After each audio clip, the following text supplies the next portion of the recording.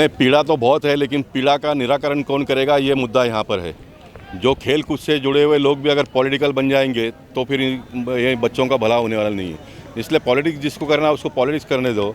खेल कूद से जुड़े हुए लोग, उनके क्षेत्र के लोगों को हम किस तरह से आने वाले दिनों में मदद कर पाएंगे, वो करने की आवश्यकता है। मैं पोईसर जिमखाना के पदाधिकारियों का अभिनंदन करना चाहूँगा। इतने बड़े पैमाने पर जो खिलाड़ू आते हैं, उनके नाश्ता विस्ता का भी सब ये लोग रोज़ व्यवस्था करते हैं और करना पड़ेगा, क्योंकि वो काम धंधा करके 12-12 घंटा काम करके आते हैं।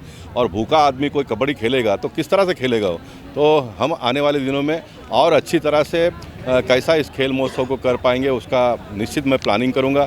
इस बार कोरोना के बाद में 24,400 बच्चों ने आकर यहां पर भाग लिया। मैं मानता हूं कि बहुत बड़ी उपलब्धि है, लेकिन इस संख्या को हम आने वाले दिनों में और ज़्यादा बढ़ाएंगे और इसमें मीडिया का भी बहुत बड़ा योगदान हमको प्राप्त होगा, ऐसा अपेक्षा व्यक्त करता हूँ।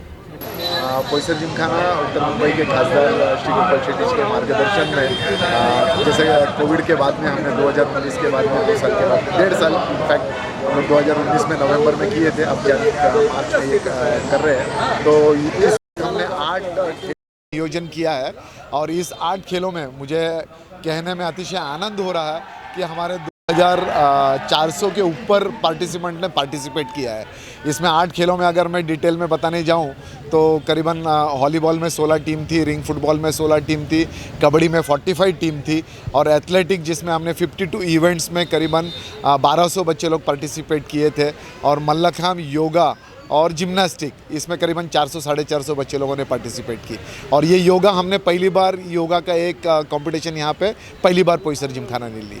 करुणाकर जी, एक और सवाल खड़ा हो रहा है, यहाँ पे टाइम पे कुछ लोग नहीं पहुँच पाते हैं। सतीश जी ने अपने भाषण में आवाज़ उठाया, आपका क्या कहना है इस बारे में? बाकी के जो स्पोर्ट्स है उसमें टाइम टेबल बहुत शेड्यूल मेंटेन हो जाता है और सभी लोग टाइम पे आ जाते हैं, बल्कि आधा घंटा जो रिपोर्टिंग टाइम उनका रिपोर्ट करना होता है उससे पहले भी आ जाते हैं। बट मेरा जो 20 साल का एक्सपीरियंस रहा है कि जो कबड्डी है, कबड्डी के बच्चे लोग कभी भी समय पे नहीं आते हैं। उनको 6 बजे का टाइम दो तो वो 7:30-8 बजे पहुंच जाते हैं। जैसे कि आज गोपाल शेट्टी सर ने कहा है कि अगली बार अगर टफ डिसीजन लेके जो टीम टाइम पे नहीं आएगी तो पोईसर जिमखाना नक्की उस पर अमल करके उस तरह का एक्शन लेगी और उस तरह का टाइम टेबल मेंटेन करके टूर्नामेंट करने की कोशिश करेगी।